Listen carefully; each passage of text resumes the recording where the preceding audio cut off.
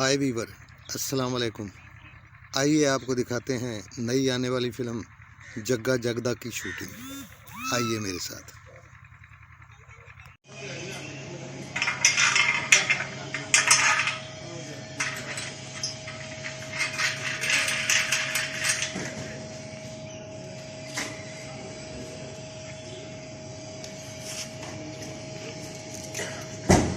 आपने से रुकना है ना उन्हें।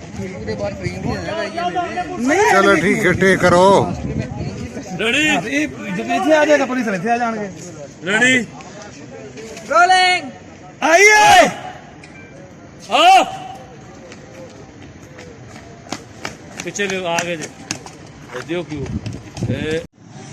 यस हां ला देते ये घेरा पाया सारा उन्होंने। हां ये बस कराया है। इधर सामने देखो। ओके रेडी जी, इजाजत सर। गुस्सा सीधे रखना है। Start roll action. तुसी फिक्र ना करो सर, मैं जग्गे नूं बड़ी छेती गिरफ्तार करके कानून दी चक्की बीत जाऊंगा। कट।